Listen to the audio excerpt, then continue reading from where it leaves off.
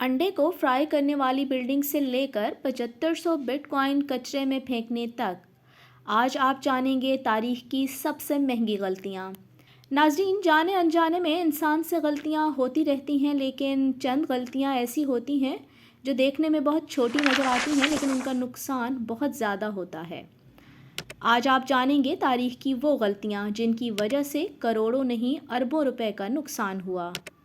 2013 में लंदन में एक बिल्डिंग बनाई गई जो वॉकी टॉकी के नाम से फेमस हुई, क्योंकि उसकी शेप वॉकी टॉकी से मिलती थी।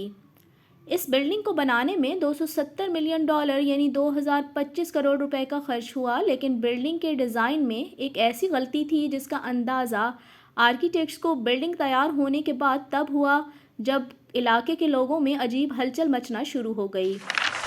इस बिल्डिंग के करीब पार्क गाड़ियों का प्लास्टिक जल जाता, पास मौजूद दुकानों के फ्लोर मैट जल जाते और लोग दिन के टाइम पर इस बिल्डिंग को देख ही नहीं सकते थे, क्योंकि बिल्डिंग के कर्व्ड शेप और उस पर लगे ग्लासेस ने सूरज की रोशनी को ट्रिपल करके रिफ्लेक्ट करना शुरू कर दिया था। जैसे मैग्नीफाइंग ग्लास से आग लगती है, ऐसे ही इफ़ेक्ट्स इस बिल्डिंग की वजह से हो रहे थे। रोशनी इतनी गर्म होती थी कि जो एक अंडे को भी फ्राई कर सकती थी। आखिरकार बिल्डिंग के मालिकान को लोगों के नुकसान की कंपनसेशन तो देनी ही पड़ी, साथ में बिल्डिंग की पूरी एक साइड पर सनशेड लगवाना पड़े। 2009 में जब बिटकॉइन पर लोग भरोसा नहीं करते थे, उस वक्त यूके के एक आईटी वर्कर जेम्स हॉवेल्स ने अपने लैपटॉप में 7500 बिटकॉइन माइन करके रख दिए। जब वो अपना लैपटॉप बेच रहा था तो उसने अपने लैपटॉप से निकाल के रख दिए कि शायद कभी उसको अपने बिटकॉइन बेचने पड़ जाएं। 3 साल बाद अपने घर की सफाई करते वक्त उसने गलती से वो हार्ड ड्राइव कचरे में फेंक दी। जेम्स को इस बात का तब अंदाज़ा हुआ जब 2017 में एक बिटकॉइन की प्राइस $17,000 हो गई थी और आज 2022 में बिटकॉइन की प्राइस $37,000 है। यानी अगर जेम्स वो गलती ना करता तो आज वो $200 मिलियन यानी 15,000 करोड़ का मालिक होता।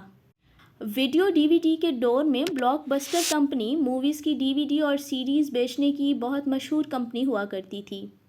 आज से 20 साल पहले ब्लॉकबस्टर कंपनी को एक नहीं, दो नहीं, बल्कि 3 मरतबा नेटफ्लिक्स ख़रीदने का मौका मिला था, जिसको ब्लॉकबस्टर ने ठुकरा दिया।